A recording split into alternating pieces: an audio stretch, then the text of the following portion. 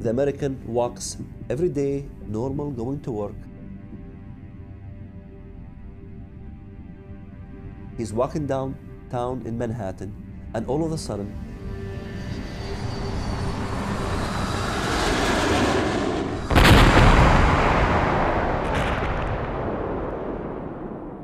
two planes hit the Twin Towers, and they have no clue why would somebody do such a thing.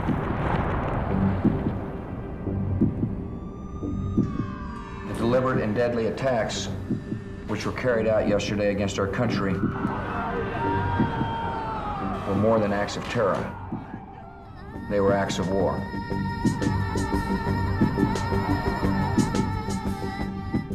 Radical Islam has declared a war. Radical Islam is at war now with the West. When I saw the second airplane hit, I knew jihad has come to America.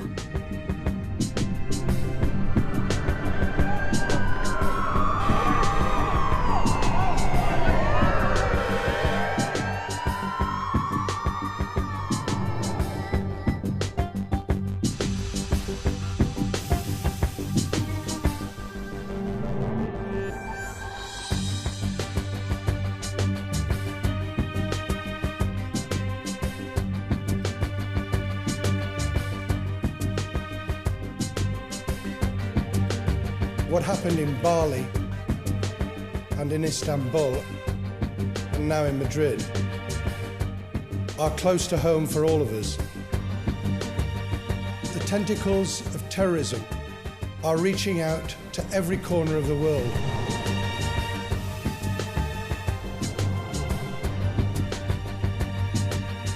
London's worst attack since the Second World War, a series of blasts rocked the capital during the busy morning rush hour. A shocking toll of dead and injured, dozens are described as in a critical condition.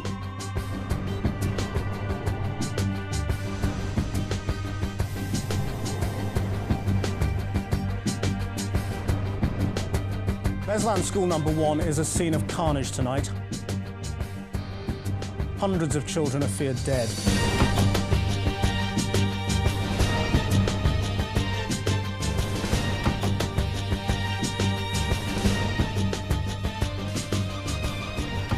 Они будут видеть наши зрители. Пусть Россия ждет наши зрители, пусть они ждут на их города, везде будут ждать наши зрители. Мы конкретно будем работать. Every single country in the world is dealing with this on one level or another. You see that the Thais are dealing with it. You see that the Filipinos are dealing with it. The Europeans are dealing with it in Madrid. The Russians are dealing with it in Chechnya. The British are dealing with it in London and in Manchester. And of course, you see in the Middle East, whether it's in Iraq, in Iran, in Syria, in Lebanon, in Egypt, and of course in Israel and Saudi Arabia. And you go to Africa and you see that jihadis are operating everywhere from Djibouti to South Africa. All of these areas that we refer to as separate wars, the Palestinian war in Israel, the Iraq war, they see all of these not as specific wars, but as fronts in a global jihad.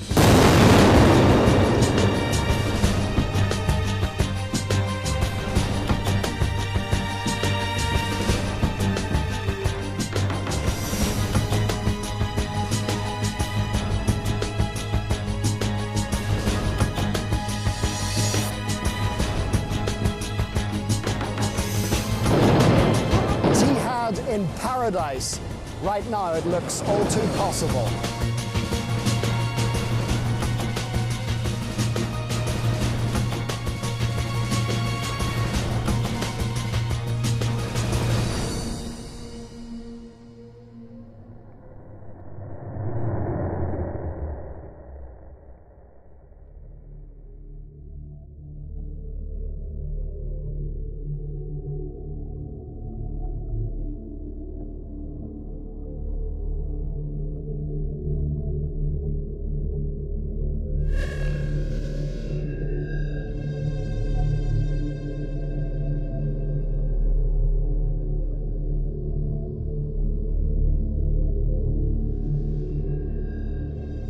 نقسم بدماء وأشلاء أطفالنا وعذابات أسرانا وسنمضي نفجر أجسادنا.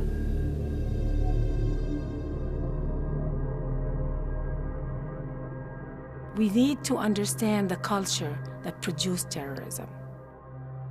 Nani Darwish is no stranger to terror.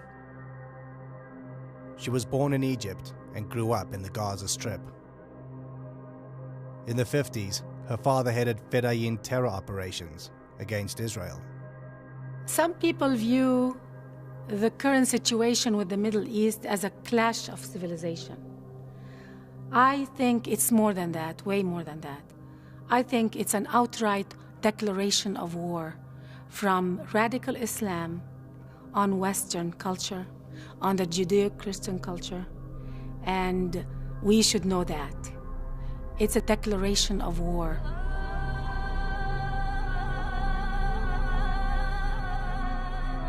These bombings are taking place not because someone likes to see bodies and count casualties. It's part of a campaign of jihad, holy war, to bring down the West, to undermine the very foundations of Christianity and Judaism. The Islamists hate everything other than what they are themselves. They killed, for example, over 100,000 Algerians who disagreed with their brand of Islam. These are fellow Muslims. There is a particular strand of Islam that has, in fact, challenged what I think is the absolutely central pillar of human civilization as such, namely the sacredness of life itself. إن أشرف الموت هو القتل وأشرف القتل وأعظم الشهادة هو أن يقتل الإنسان في سبيل الله. استطعنا بفضل الله عز وجل أن نربي جيلا عقائديا يعشق الموت كما يعشق أعداؤنا الحياة. I can tell you that as a Muslim, I feel very worried and I feel very concerned. I'm ashamed actually, because I feel that Islam has been hijacked by different fanatic groups. Most people don't realize that Muslims are also victims, because if they disagree, they get killed. Would some Muslim or some Arab who in his heart believes that the Arab terrorism is terrorism, can he say it in publicly? He will be lynched in a Muslim society if he says that Hamas is a terrorist. What is worrying is that there is a silent majority that is not speaking out in a very strong voice against these groups. And I hope it's only out of fear and not out of sympathy with people like Osama bin Laden or Abu Musab Zarqawi.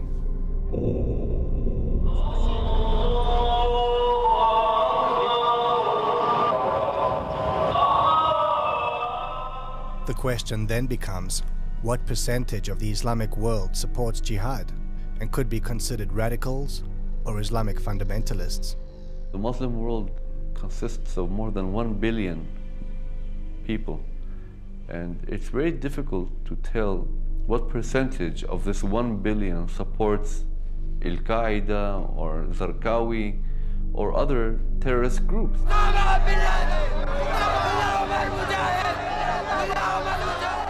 I would estimate that some 10 to 15%, and let me stress it's an estimate, of Muslims worldwide support militant Islam.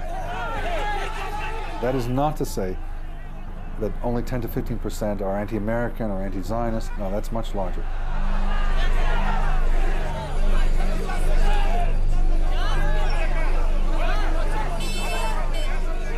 $1.2 billion Muslims out there with 15%. This is a huge number. This is as big as the United States of America. And the bad thing about it is that they're spread all throughout.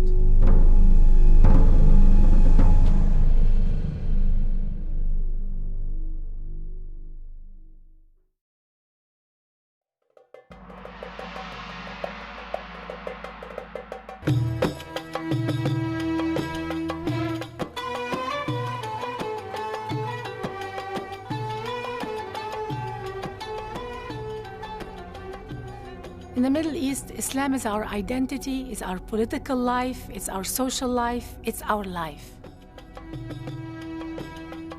As a child, I attended Gaza elementary schools, and we were taught that jihad is a religious, holy war for the sake of Allah. That's what it is, to conquer the world for Allah. That is jihad. These are actual scenes broadcast on Arab television. لا بد من أن نقيم أنفسنا على دين الله عز وجل وعلى شرع الله سبحانه وتعالى. لا بد أن نربي أبناءنا تربية على حب الجهاد في سبيل الله، حب القتال في سبيل الله. Daily, my classmates would recite poetry, jihadist poetry. And when they recited it, they were crying. They were wishing shahada, to be shaheed, to die as a martyr, to die in jihad. إذا أردنا العزة فلا سبيل إلى العزة إلا بالجهاد. I would summarize the struggle today between radical Islam and the West with the phrase from a Jordanian schoolbook and also Palestinian schoolbook. And the teaching in Islamic education is this religion will destroy all other religions through the Islamic jihad fighters. It's Islam against the other religions. It shows how mainstream some of these concepts which are seen as radical Islam have become or are in the mainstream Arab world today. Radical Islamic proponents believe that the West has been engaged in a conspiracy to subjugate Islam. أما الولايات المتحدة الأمريكية بصراحة هي تريد طمس هويتنا الدينية. به جنگ مردم عراق اومدن علاوه بر اینکه به جنگ اسلام اصلا اومدن. امریکا هي العدو الاول للامه الاسلاميه لانها تخوض حربا ضد هذه الامه العربيه والاسلاميه. What they are saying is the United States is a threat, is a danger to them, is trying to dominate them, is trying to turn the whole world into America, and this is what they are telling their people they have to fight against. کشورهای دیگر عربی غیر عربی همه هدف اینا قرار میگیره. اینا جهان خاری را دارن دنبال میکنن. And therefore, it is obligatory of Muslims to strike back. الولايات المتحدة عدوة العرب والمسلمين والإنسانية وعلى كل إنسان بما يقدر ويستطيع أن يقاوم هذا العدو. The West needs to be defeated one way or another. بنابراین وظیفه هر مسلمان و هر غیرتمند غیر مسلمانی است که در مقابل آمریکا و امریکیان و انگلیسی‌ها و اسرائیل‌ها بیسته و هر کجا اینا منافعی دارن منافعشون رو باید به خطر بندازن. I mean, therein lies the issue of the threat of militant Islam, the anointed right to carry out executions of anybody who is considered a threat to Islam itself. يجب أن يفهم الأمريكيون أنهم باعتدائهم على العتبات المقدسة إنما يعتدون على كل المسلمين في العالم. The word jihad in the Muslim vocabulary, in the Muslim consciousness, is a very powerful word. आइए आज दुनिया भर के अंदर जो जिहाद हो रहा है उस जिहाद में हमारे शाना बशाना शरीक हो जाइए मुल्ला उमर और शेख उसामा बिन लादेन के साथ. First of all, the word jihad in literal Arabic basically means a struggle, coming from the word jahada, to struggle. Jihad in the traditional sense means self-struggle. Look within yourself to try and make yourself a better person. People think about it, yes, jihad does mean self-struggle, struggle within. But so does Mein Kampf. Mein Kampf means my struggle. But what struggle? Nazism had a struggle with what? What did the Jews do to tango in Nazi Germany? Jihad is being used in the Middle East as struggle with the Jewish people, struggle with the West. الأمريكان ورئيسهم والبريطانيين ومن والاهم والصهاينة ربيبة ومصنع الكيان. الله أكبر. لو أذن الله لنا يا أمة محمد سيقول حتى الحجر يا مسلم هذا يهودي خلفي تعال واقطع رأسه ونحن نقطعها والله لا نقطعها أيها اليهود. الله أكبر الله أكبر الله أكبر. الجهاد في سبيل الله الجهاد في سبيل الله الجهاد في سبيل الله والنصرة لله. الله أكبر الله أكبر يا أمة القرآن الله أكبر يا أمة القرآن.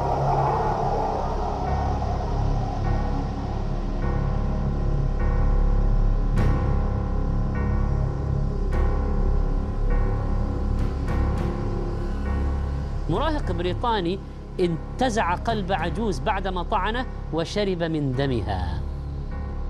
هناك ناس مهووسون بمص دماء كبار السن.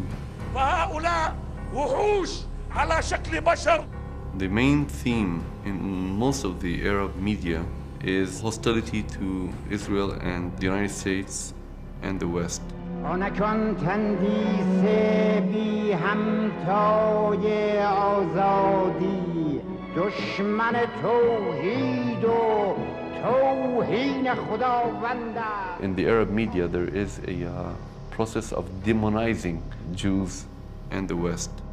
There is widespread use of this theme of portraying Israel and the United States as Satan, and this is an integral part of Arab Islamist propaganda.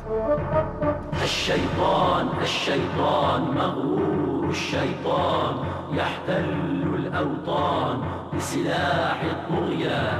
إنه الشيطان منبع الطغيان إنه الشيطان منبع الطغيان.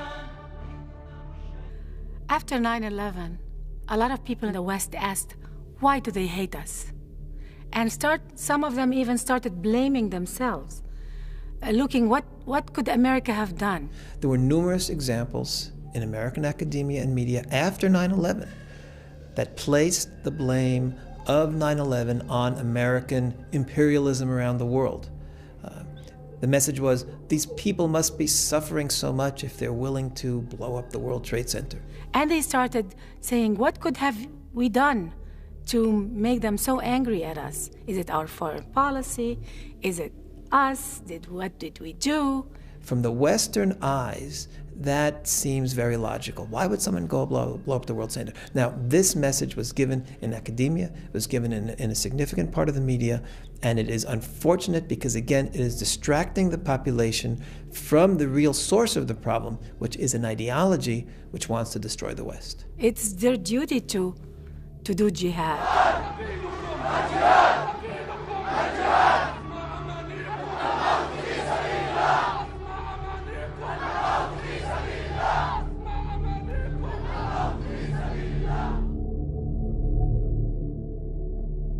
This clip was broadcast on Palestinian TV the day after London suffered 4 suicide terror attacks. واهلك الكفار والمشركين أعداءك أعداء الدين اللهم احصهم عددا وقتلهم بددا ولا تغادر منهم أحدا. The amount of hate propaganda is far more extensive and pervasive than the attention it has received in the Western media. If you want to get people to fight, you have to make them think that there's a threat and then they're in danger. آمریکا در کمین نشستند و تا نابودی کاملتان از شما دست بر نخواهند داشت. سریعاً قیام کنید که جهان ایمن از صیاد نیست.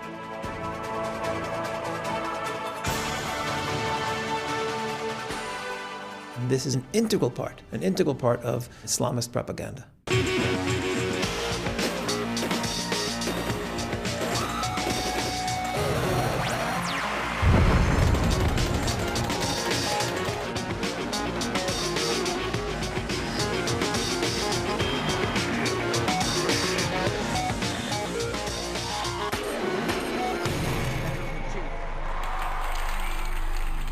It recruits a lot of terrorists. That's the purpose of the Islamists' propaganda, is to make the people angry, hateful against the West, to be willing to fight them. وشعارنا الذي رفعناه ولا نخشى أن نكرره في كل عام الموت لأمريكا.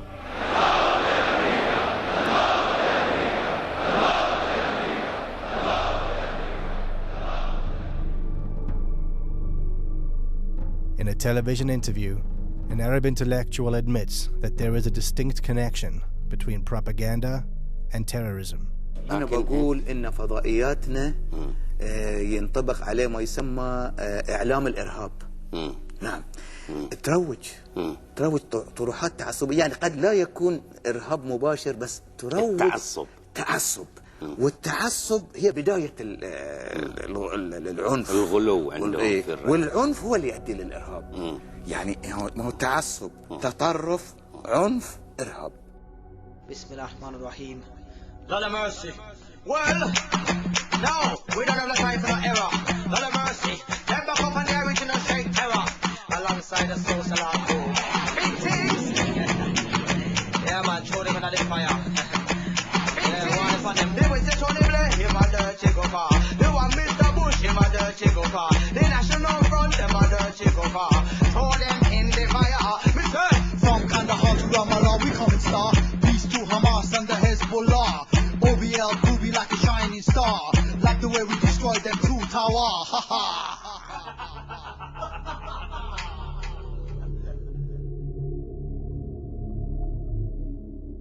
On 9/11, with the destruction of the World Trade Center, there was a general response in the Muslim world of delight. With the Palestinians, perhaps the most extravagant.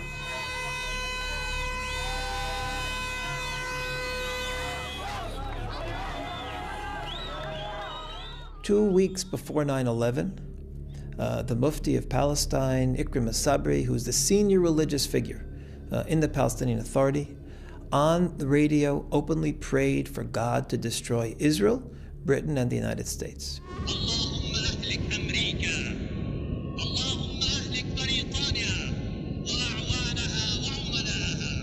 When you hear the same message over and over and over again, ضربة ربانية ستكون لأمريكا ولإسرائيل عن قريب. it becomes part of the way you see the world. وسوف يفرح المؤمنون بنصر الله.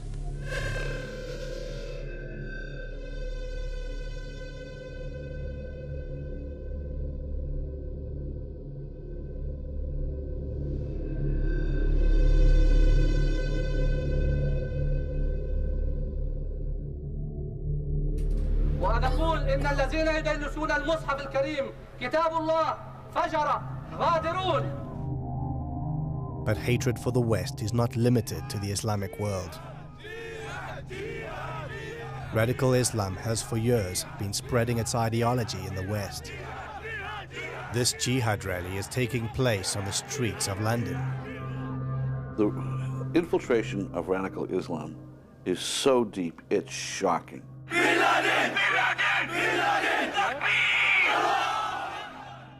And everyone's in denial about it. The minute you say, oh, this is an extremist group, you know, all of a sudden it's, oh, you're not being politically correct. You have Al-Muhajirun, who's an open-fledged terrorist entity, speaking out on the streets, calling for Muslims to jihad against Britain. UK, you will pay! UK, you will pay! Bomb USA! Bomb USA! Bomb UK! Bomb UK! UK, you will pay! UK, you will pay! We've been infiltrated by people who want the Quran to replace our constitution. أنا رحت سنة 95 لقيت خطب بتقول إن هم منطلقين للبيت الأبيض خلاص من المساجد، من بعض المساجد. يعني إيه منطلقين للبيت الأبيض؟ يعني كان واحد بيقول في خطبته إن إحنا ذاهبون دلوقتي إلى البيت الأبيض علشان إن شاء الله ينتصر الإسلام ويتحول البيت الأبيض إلى البيت المسلم. يعني هيروحوا يحتلوا البيت الأبيض يعني ولا؟ لا، بسواد الإسلام وأفكاره سوف يتغير البيت الأبيض. Hamas has the largest infrastructure of all terrorist organizations on American soil today. They are not trying to be part of the American way of life. They are not trying to be part of our culture. They are here with an agenda to make Islam the law of the land. Just to show where our loyalty belongs to. You see this flag here? It's going to go on the floor. And to us, our loyalty does not belong to this flag. Our loyalty belongs to Allah subhanahu wa ta'ala. Takbir! Allahu Akbar! Allahu Akbar! Of course, not all Muslims are like that. But we've been infiltrated with this kind of agenda. And America has to wake up because we are strangling ourselves with our political correctness. There is tremendous deception in terms of saying one thing publicly and another thing privately. Yasser Arafat obviously was the master of this dual agenda in terms of openly supporting pluralism or nonviolence or condemning terrorism. I condemn completely these terrorist activities. And then secretly or behind closed doors supporting it. Sometimes you would find a Muslim who appears to be moderate. We were the first, as you may remember, post-September the 11th, who said that the actions of flying planes full of innocent civilians into buildings is not legitimate. But in his deeds, he's not as moderate as he is. We are here to talk about the Magnificent 19. Those who 2 years ago today split the world into two camps, into the camp of Islam and the camp of non-Islam or kufr. Those who revived the obligation of jihad worldwide. The Magnificent 19. They were praising the hijackers, celebrating the attacks on New York. The deception is so high and so successful that I'm afraid we're losing the battle. In order to expose British terror groups like Al-Muhajirun and supporters of Sharia, Glenn Genvey collaborated with Jonathan Galt and acquired recordings of the group's meetings held in London mosques.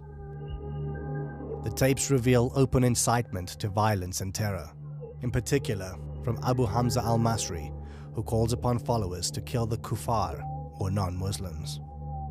What makes Allah happy? Allah is happy when a kafir is getting killed.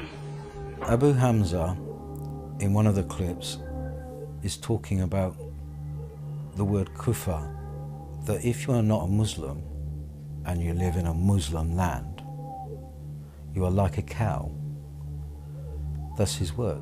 You see the Islamic rule, if a kafir goes into a Muslim country and he's walking by, he's like a cow going, anybody could take him. That is the Islamic rule, and this is the opinion of the fuqaha. It's not my opinion. If you read the books of jihad, you'll see. You can take him to market, you can sell him. Kafir is walking by, he went inside, you catch him, what are you doing here? Then he's a boot, you can sell him the market. You can kill him. If Muslims cannot take them and sell them in the market, then you just kill them. It's okay. Hamza's a speaker, he brainwashes people. He gets funding, he sends them to commit murder abroad. Al-Mujahirun is a UK-based Islamic pressure group with offices in Pakistan. 25-year-old Abdul Salam grew up in London's Brick Lane. Now he's a recruiter for the Taliban. What's your involvement in recruiting and training young British Muslims? Well, the Muslims from Britain, there's hundreds of them that come over from Britain to Pakistan or Afghanistan. And what we do is we supply them with weapons, clothing, we feed them, we shelter them. Yeah, I'm British born, British bred. Are you willing to kill British soldiers? I'm willing to kill British soldiers simply because of the fact that they're engaging in a war that is against my brethren. The links from the UK go abroad and back. This is what makes it a global problem. If you take the London bombings, the bombers were from Britain. They were from the city of Leeds, a 2-hour drive north of London. British Muslims, but British. I and thousands like me have forsaken everything for what we believe. We are at war and I'm a soldier. Now you too will taste the reality of this situation. We are living with them. They are here. They're not outside our borders, they are here. So when you ask, is radical Islam a threat to Europe? Of course it is, because you find this large and growing minority population that is growing more and more radical and rejects more and more blatantly, overtly, and stridently the societies in which they operate. They are using our laws against us. They are using our democracy against us. And they know it. They know exactly what they're doing. When you think just from a military perspective, forgetting everything else, the September 11th hijackers trained for their mission to attack the United States inside the United States of America. That is something unbelievable. Here, these 19 Arab Islamic fundamentalists come to the United States, dress like Americans, get American driver's license, register in American flight schools, and in American flight schools, they learn how to destroy the World Trade Center with American jetliners. That is an unbelievable thing. That means that you don't need necessarily to have geographical territory at your disposal, because you can use the geography, use the territory of your enemies in order to destroy your enemies. That is the most postmodern type of warfare we've ever seen. I think the world, despite the number of attacks on various countries, is still in denial. They don't want to believe that someone has declared war on them.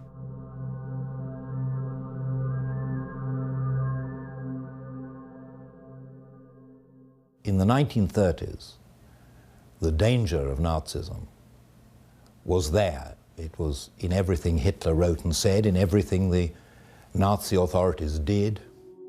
Dann wird das Ergebnis nicht die Bolschewisierung der Erde und damit der Sieg des Judentums sein, sondern die Vernichtung der jüdischen Rasse in Europa. In the corruption of a whole generation of German youth through the propaganda of Nazism in schools. But people thought, well, this is a German problem, it's a limited problem. We have our own problems, we have our unemployment. And I think the same is true today. They don't connect the dots. They don't connect the acts together. They don't see that Islamic fundamentalism is a global network and a global problem. There is no terrorist threat. There is no terrorist threat. Yes, there have been horrific acts of terrorism, and yes, there will be acts of terrorism again. But that does not mean that there's some massive terrorist threat.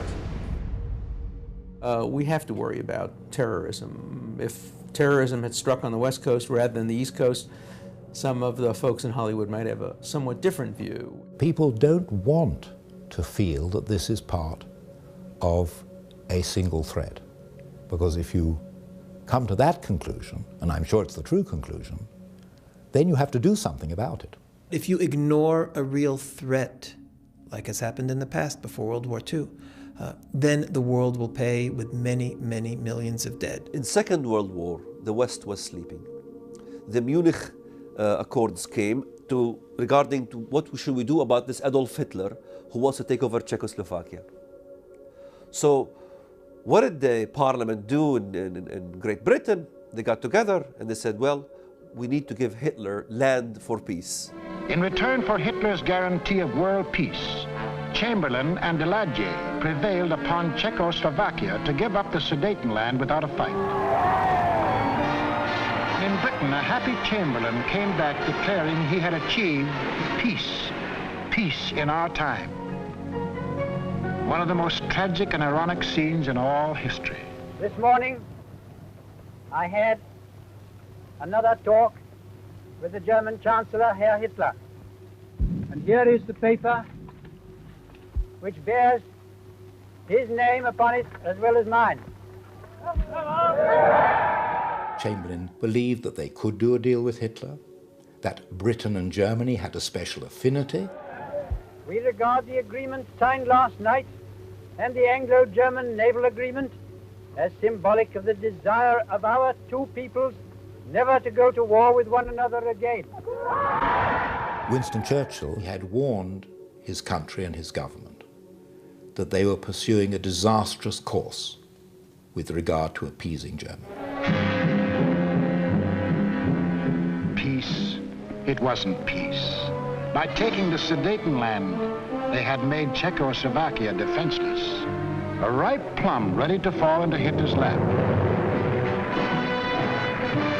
Within 6 months of declaring that he wanted no more territory anywhere, he violated the Munich Agreement.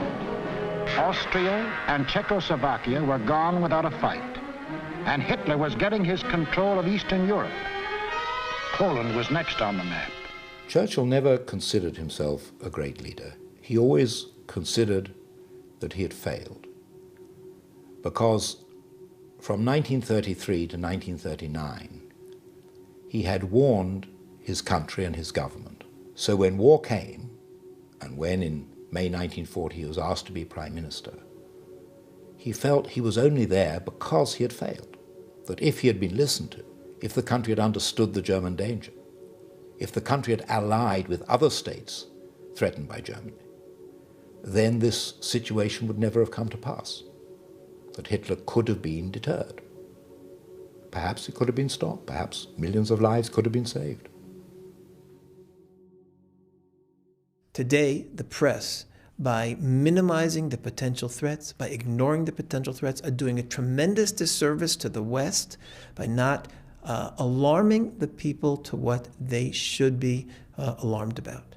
When you ignore what people are saying, when they're actively on a daily basis, calling for your own annihilation, calling for the annihilation of your country,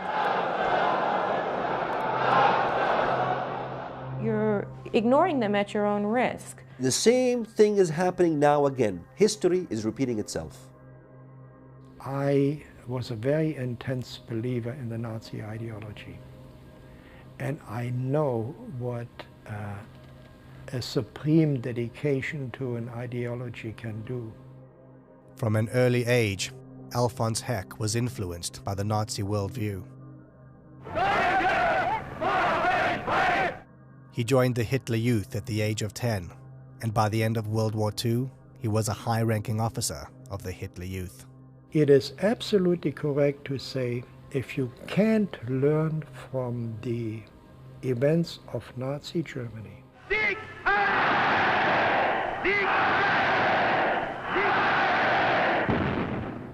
you will not be able to grasp the true intent of the danger of the radical Muslim world today. You're simply hiding.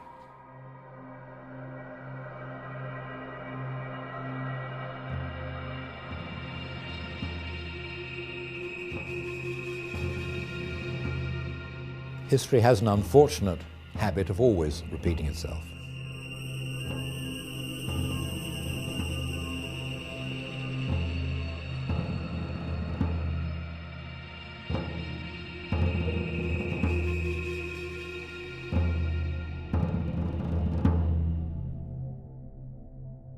The idea that the radical Muslims have and that Nazis had is they demonize the Jews.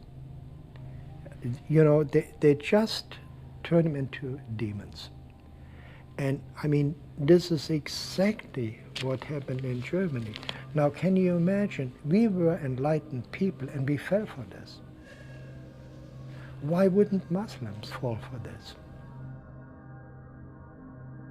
فاليهود هم اليهود هؤلاء هم الذين يجب أن يذبحوا ويجب أن يقتلوا.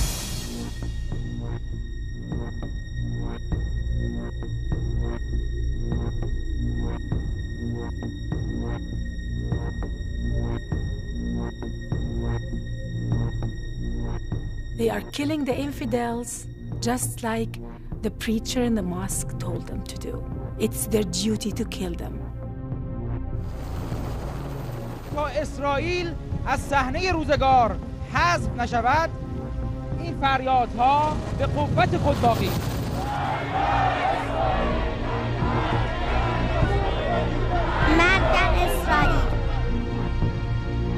I watched anti-Semitism since I was a young kid, and now the world is reaping. These eggs are hatching, and what's coming out is literally something that comes out of Nazi Germany.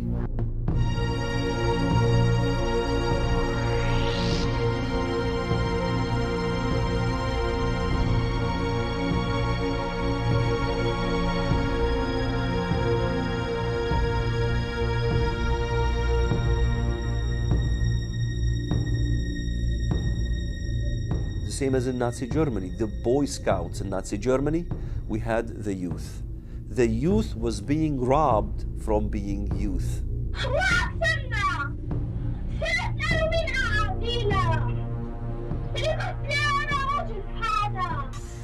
I think the worst form of child abuse is teaching a child to hate.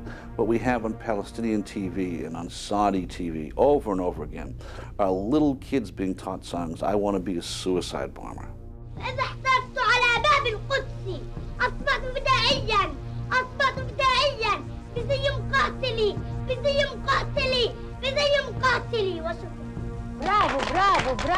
And the youth who are listening to this day and night, what do you expect to happen? A Palestinian teenager showed up at a crowded West Bank checkpoint wearing a suicide bomb vest. Soldiers sent a yellow robot to hand scissors to the boy so he could cut off the vest. Once the boy was out of harm's way, the bomb vest was detonated. And I think this is a crime that the Muslim world commits against its children. Hitler committed a crime against young Germans. Took me a long time to see that. But what the Muslims do to their own children is even worse.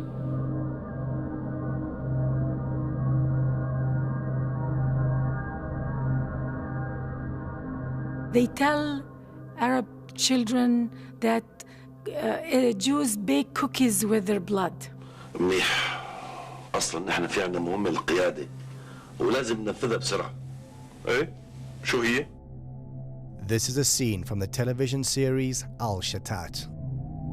It was broadcast on satellite TV stations that reach hundreds of millions of viewers.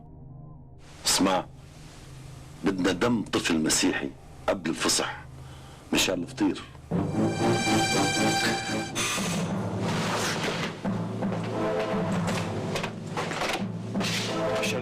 شالوه حدا شافكم؟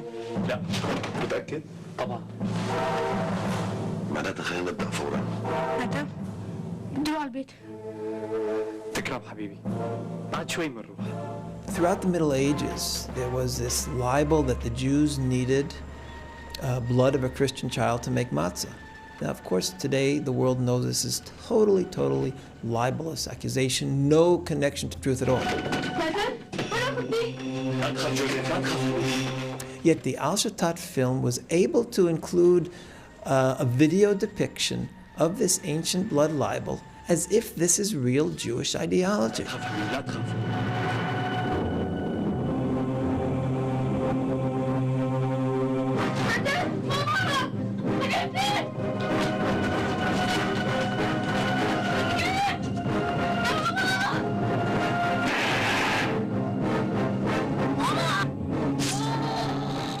There is no shame in Arab media. In the degree they are ready to cover hate speech and lies, outright lies against the Western Israel. التي تصنع الفطير من دم الأطفال الأبرياء. This is a war of propaganda in which the same techniques of subversion that we saw earlier in the challenge posed by fascism and Nazism are repeating themselves. The propaganda of Islam is very similar to the propaganda of Nazism. It's the same hate speech, paranoia, and us against them.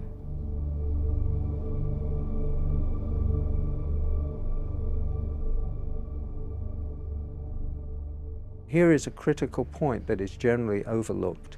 The anti-Semitism of the Nazis had a great appeal already in the mid-1930s to many Arab nationalists and Islamic fundamentalists. From the mid-30s, from 1936 on, Hitler and his propaganda sections made a great effort to win over the Arab peoples of the Middle East. We see that the undisputed leader of the Palestinian Arab national movement of the 1920s, 1930s and 40s, Haj Amin al-Husseini, the Mufti of Jerusalem, was a fervent admirer of Adolf Hitler. The Mufti was one of the founders of the radical Islamic movement, and Hitler saw at once that this man not only could serve his purpose, but wanted to serve his purpose.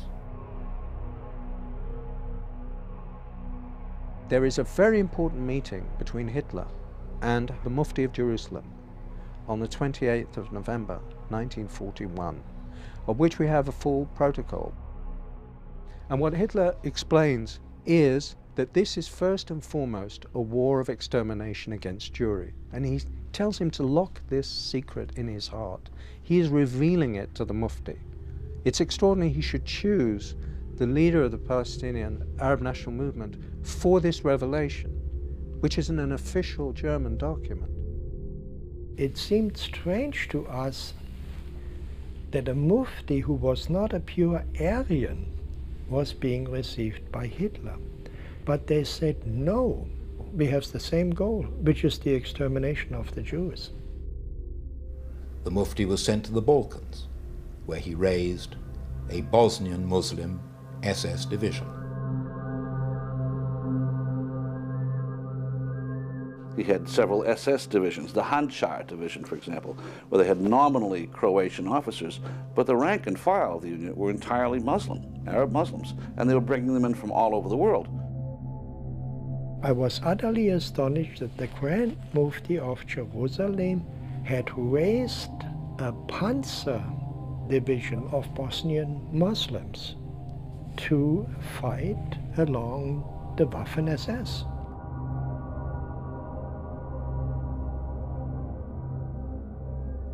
The fanatic Muslim world and Hitler both agreed that no ideology can exist beyond theirs. It's all-encompassing. A secular dogma like Nazism is less dangerous than this Islamofascism that we see today. It's less dangerous because Islamofascism has a religious twist to it. It says God the Almighty ordered you to do this, not the Führer, you know? So it is way more dangerous. It's trying to grow itself in 55 Muslim states. So potentially you could have a success rate of several Nazi Germanys if these people get their way.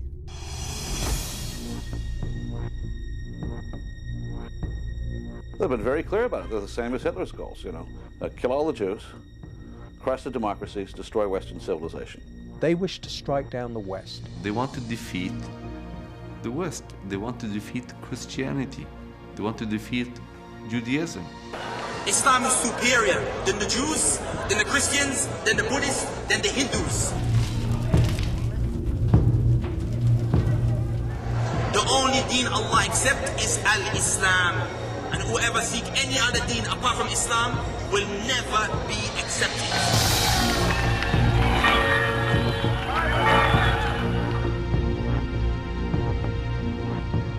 And the Christians are kafirs. And you may say to yourself, no, they're innocent. No kafir is innocent. Two blasts just minutes apart, outside two churches in Baghdad, as those inside worshipped. And you too will meet your destruction, because Allah's religion will prevail on this earth.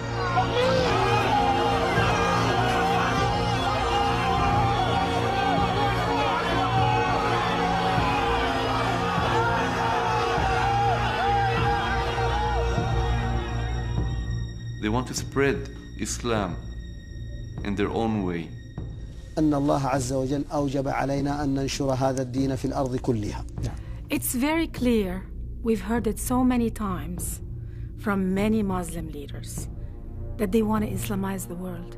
پیام انقلاب پیام جهانی است، در جغرافیا و زمان محدود نمی شود. تردید نکنید که ان شاء الله اسلام همه کجا رو فتح خواهد کرد؟ همه قله‌های جهان رو فتح خواهد کرد.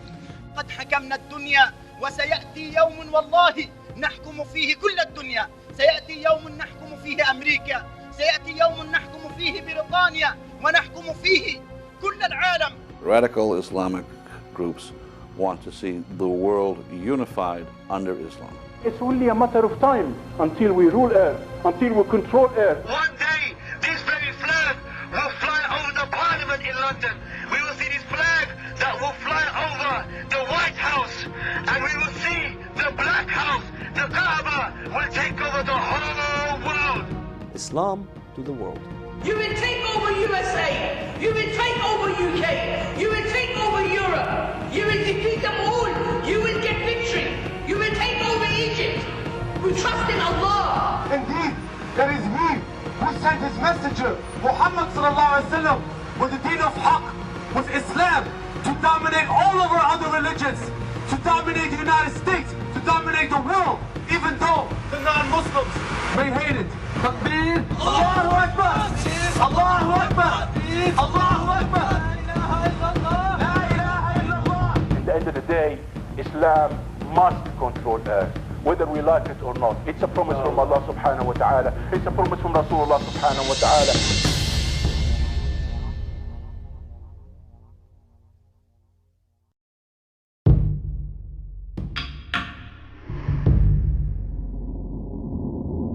What started as a European war has developed, as the Nazis always intended it should develop, into a war for world domination.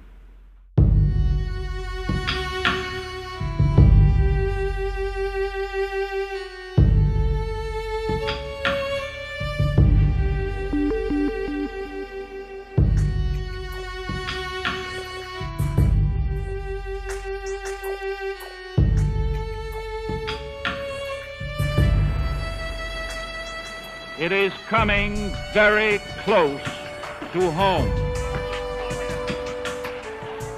Will our children too wander off in search of new gods?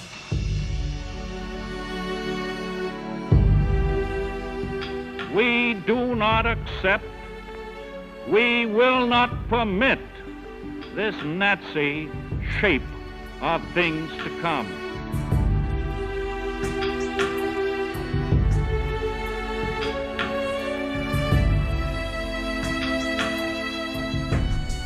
We know that these people act in the name of Islam. But we also know that the vast and overwhelming majority of Muslims here and abroad are decent and law-abiding people who abhor this act of terrorism every bit as much as we do. So if they truly want to bring out the compassion and peace element in Islam, they really have to behave like it. They have to teach it in their schools.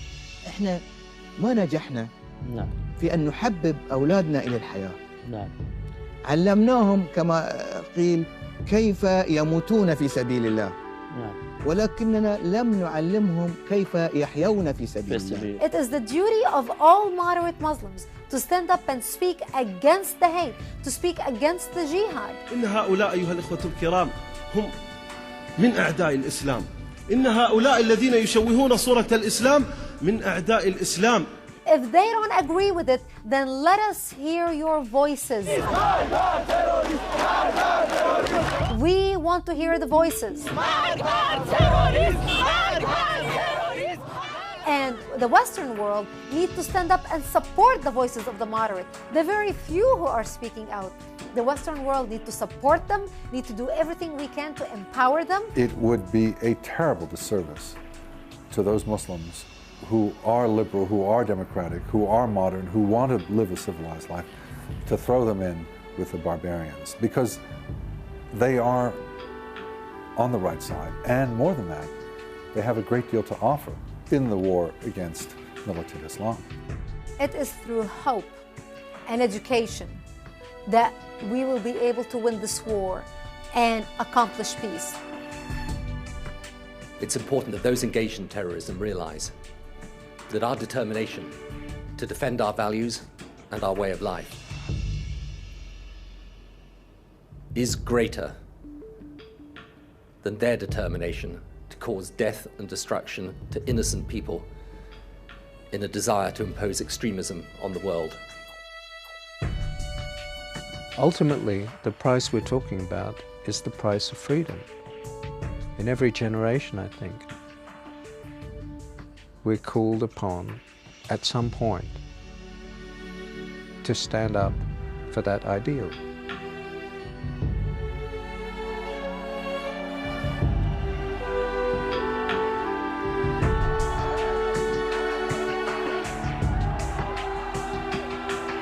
There is no evil that I'm aware of in history that has simply disappeared of its own accord.